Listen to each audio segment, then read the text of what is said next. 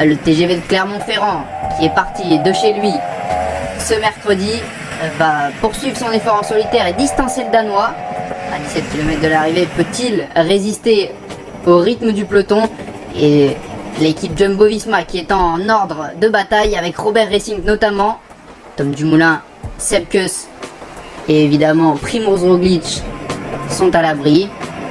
À 13 km 500, Rémi Cavagna se relève, il ne peut pas lutter face au Jumbo-Visma. Et à 5 km de l'arrivée dans l'ultime ascension menant à Saint-Christophe-du-Jarret, tous les favoris se replacent. On aperçoit Daryl Impey pour Mitchelton Scott, Nairo Quintana pour Arkea Samsic qui est dans des pentes à 9% et à moins de 3 km 500 de l'arrivée. Rigoberto Urán passe à l'attaque. Le Colombien qui signe son retour à la compétition sur ce critérium du Dauphiné n'attend pas. C'est un beau mouvement de la part du Colombien. On le sait, un peu plus en retrait au niveau du classement général par rapport aux forces en présence Ineos ou Jumbo-Visma. Et derrière, c'est Primož Roglič en personne qui fait l'effort. On aperçoit Pierre Latour également. Mais à 1 km de l'arrivée, tout rentre dans l'ordre et Jumbo-Visma impose sa supériorité. Aujourd'hui, les jaunes et noirs roulent pour Wout van Aert, le récent vainqueur des Strade Bianche et de Milan-San Remo. Idéalement placé et déposé par Tom Dumoulin, Wout van Aert peut produire son effort à 200 mètres de la ligne. Alexei Lutsenko, le Kazakh, ne peut pas le suivre. Seul Daryl Impey tente de résister, mais Wout van Aert est au-dessus de l'eau encore une fois. Et dans ce final extrêmement difficile pour Puncher, le triple champion du monde dans le peloton, Bruno Armirail est sur le point d'être repris. Un bel effort pour le coureur de Bagnères de Bigorre. Mais la formation Ineos s'est mis en ordre de bataille en tête de peloton. Après Dylan Van Baarle, c'est Jonathan Castroviro qui imprime le rythme. Kwiatkowski, Geraint Thomas, Chris Froome, Egan Bernal et Pavel Sivakov sont dans sa roue. C'est assez impressionnant et personne ne peut attaquer, ne tente même d'attaquer. Les Jumbo-Visma, eux, sont 3 dans la roue des Ineos, alors que Julien Lafilippe, le puncher français, est en difficulté à l'arrière. Et il va se relever, peut-être le verra-t-on à l'avant dans les prochains jours. Derrière Primož Roglič, on voit Steven Kruijswijk et Sepp Kuss. Tom Dumoulin est un peu plus loin, le néerlandais qui fait sa reprise. Alors que Chris Froome, le Britannique quadruple vainqueur du Tour de France, se relève avant même d'avoir pris le moindre relais. Il faut dire que le rythme de Michał Kwiatkowski est impressionnant. Geraint Thomas ici s'écarte. C'est au tour de Pavel Sivakov de relayer pour la formation Ineos. Et alors que le russe se tasse un petit peu, c'est Emmanuel Buurman qui est le premier à accélérer. L'Allemand, tombé lors de la première étape, ne semble pas ressentir de douleur suite à sa chute. Sepp Kuss le ramène toutefois à la raison. Thibaut Pinot est extrêmement vigilant alors qu'Egan Bernal, on ne sait pas trop s'il est en difficulté, mais en tout cas, le maillot blanc se replace et il va même attaquer, ou moins accélérer, on ne sait pas trop ce que fait le Colombien. Il n'a plus aucun équipier autour de lui. Et à 1 km 600 de l'arrivée, il tente sa chance, mais à partir du moment où il voit que Sepp Kuss est dans sa roue, il se relève et va se replacer. C'est un peu étrange, Primož Roglič ne comprend pas vraiment. Ils ne sont plus nombreux dans le groupe de tête. Et à 600 mètres de l'arrivée, Primož Roglič accélère à son tour, assis sur sa machine. Egan Bernal a du mal à aller le chercher d'ailleurs. Roglič se retourne et insiste. Egan Bernal, grimaçant, va se relever tout simplement, il s'écarte. Nairo Quintana dans sa roue. Thibaut Pinot ne réagit pas, c'est Guillaume Martin, maillot grand ouvert pour la formation Cofidis. Et main en bas du guidon qui va tenter de combler l'écart. Mais sur Primož Roglič, ce n'est pas possible, le Slovène va s'imposer et poursuivre l'incroyable début de saison de Jumbo. Est tombé et a abandonné, épaule démise, il ne sera pas au départ du Tour de France. Le troisième du classement général, Emmanuel Buurman, a également abandonné. Dans la montée de Bizane, l'échappée perd de nombreux éléments. On voit un Julien Lafilippe assez remuant à voir ce que le Français peut faire aujourd'hui. Dans le peloton, la Jumbo-Visma a laissé les commandes à la formation de Mikel Landa, Bahrain, McLaren. L'Espagnol toujours bien placé au général pour avoir des ambitions. Au sommet de la montée de Bizane, David de la Cruz engrange tous les points.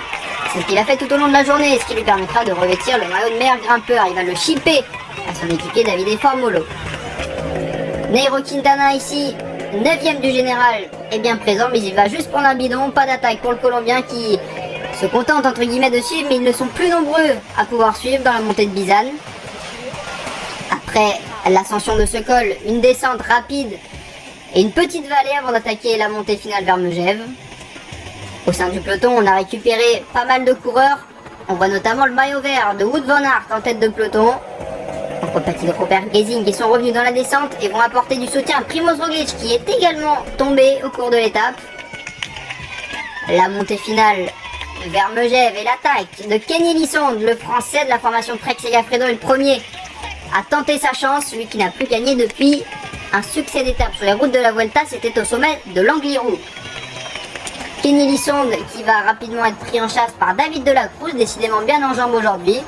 Est-ce qu'un deuxième coureur du Emirates pourrait s'imposer en 2 jours sur les routes du Dauphiné?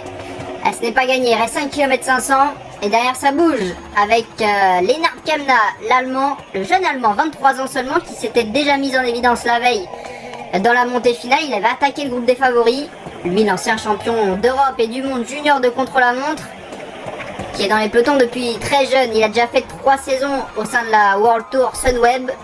C'est sa première année sous les couleurs de Bora Hansgrohe. Et il est passé à côté d'Elissonde et de la Cruz. Il a à peine jeté un regard. Il est passé vitesse grand V à 3 km de l'arrivée. Il semble bien parti pour aller s'imposer. Ça serait son premier succès chez les professionnels.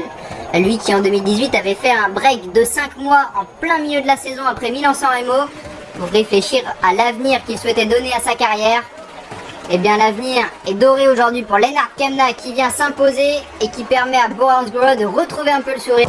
À l'avant, terrible chute de Pavel Sivakov dans la descente entre Megève et le pied de la côte de Domancy.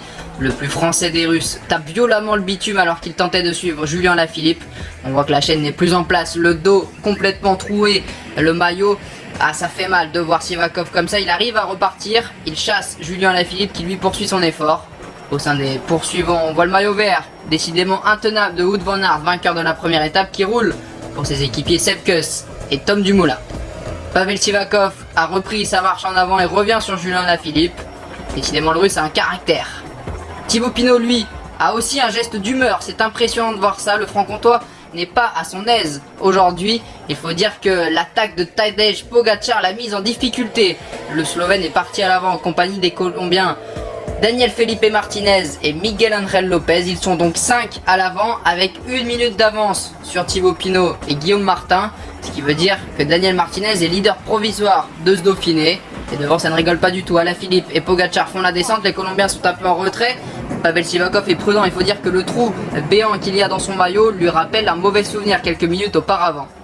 Ils sont donc 4 ici à l'avant. Kuss en compagnie de Sivakov, Pogačar et Daniel Felipe Martinez. Un 5e coureur va les rejoindre. Il s'agit de Miguel Angel Lopez, qui est alors 2e du général provisoire, seulement 6 secondes derrière son compatriote colombien. Vont-ils résister à Thibaut Pinot qui est pointé à 1 minute 15? C'est extrêmement loin. Alors que Julien Lafilippe lui se relève, il a fait son travail, il a même aidé Thibaut Pinot. Une coalition française aujourd'hui. Et on va le voir exactement. Regardez, c'est Warren Barguil, le champion de France, qui a le maillot tricolore sur les épaules, qui va rouler à son tour pour Thibaut Pinot et pour Guillaume Martin, pour que les Français aient une chance aujourd'hui de remporter le Dauphiné. Au pied de la montée vers l'altiport, Miguel Angel Lopez explose, car c'est Sepp Kuss qui vient d'attaquer l'américain de la formation Jumbo Visma, habituel lieutenant de Primož Roglič ou de Tom Dumoulin, à carte blanche aujourd'hui et il en profite. Derrière, Thibaut Pinot sait qu'il doit réagir en personne s'il veut remporter ce Dauphiné. Il a son destin entre les mains, il faut qu'il attaque. Thibaut Pinot passe à l'offensive mais il n'a pas les jambes des grands jours. Il est repris par le reste des Français, Guillaume Martin, Romain Bardet, Warren Barguil, tout comme Superman Lopez qui n'est pas très en jambes aujourd'hui. Il faudra donc céder entre Français pour revenir, peut-être pas sur Sepp Kuss qui caracole en tête, mais au moins sur Daniel Martinez et espérer remporter le Dauphiné. Sepp Kuss qui se dirige vers la victoire alors que la flamme rouge est déjà là pour le quatuor tricolore qui continue de se battre, mais les écarts sont conséquents. 1 minute 10 de retard sur Sepp Kuss, c'est environ 35 secondes sur Daniel Martinez. Sepp Kuss qui va apporter à Jumbo Visma une énième victoire, la 3e déjà sur le Dauphiné après les succès d'étape de Van Aert et Roglič. On voit ici Daniel Martinez et Tadej Pogačar qui continuent à rouler jusqu'au bout, jusqu'au dernier mètre. C'est la 6e victoire professionnelle de Sepp Kuss après une victoire sur la Vuelta et 4 victoires